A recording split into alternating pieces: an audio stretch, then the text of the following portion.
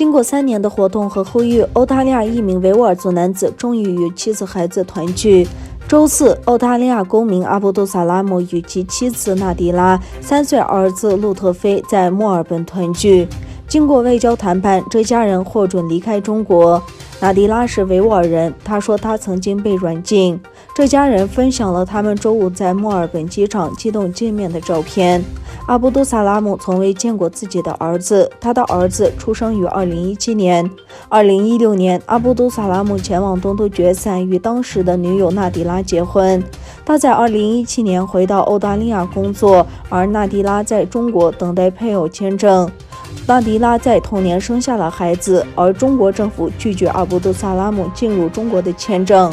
纳迪拉的家人说，他生下孩子后不久就被中国当局拘留了2周，随后他被释放，但护照被没收，他被禁止离开自己的家。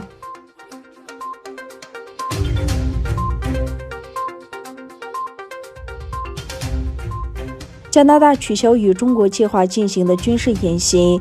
加拿大外交部一组高级官员准备的一份关于和中国关系的报告被一家报纸刊登后，加拿大国防部长哈尔吉特·萨加在联邦会议回答了相关的质询。萨加表示，今后不和中国举行如此的军事演习。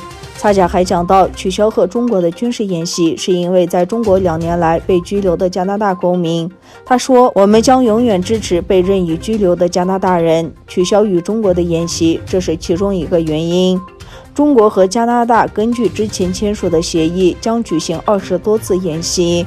中国科技巨头华为创始人之女孟晚舟以违反华盛顿对伊朗制裁的罪名，于2018年12月在加拿大温哥华被捕后，中国和加拿大之间关系紧张了起来。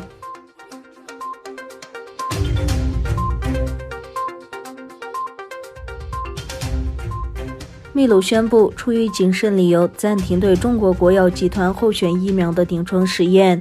此前，一受试者确诊发生神经系统问题。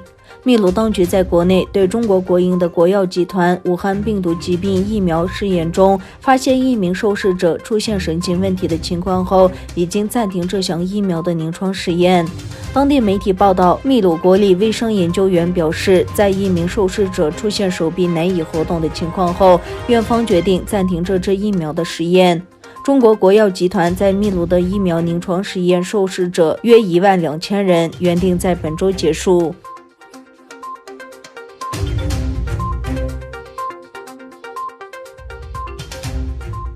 美国食品药品监督管理局授予瑞辉与 BioNTech 联合开发的新冠疫苗紧急使用授权。这是美国食品药品监督管理局授予的首个武汉病毒疫苗紧急使用授权。美国食品药品监督管理局负责人表示，首个疫苗紧急使用授权的授予是对抗新冠疫苗过程中一个重要的里程碑。美国总统特朗普宣布，该疫苗已获得美国食品药品监督管理局批准，将立即实施，疫苗接种将于本周末开始。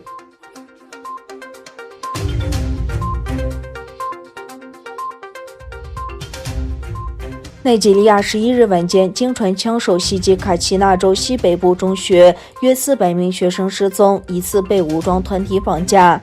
奈及利亚武装团体周五晚间袭击坎卡拉地区公立中学，一名学生和学校员工表示，校园内800名学生中大约半数失踪。地方当局表示，土匪骑着机车开火，试图进入校园。警方在军队的协助下进行长达1个半小时的枪战，将增派部队协助搜索救援。奈及利亚总统布哈里12日在声明中表示，军警晚间与武装团体交火，部分学生成功逃脱。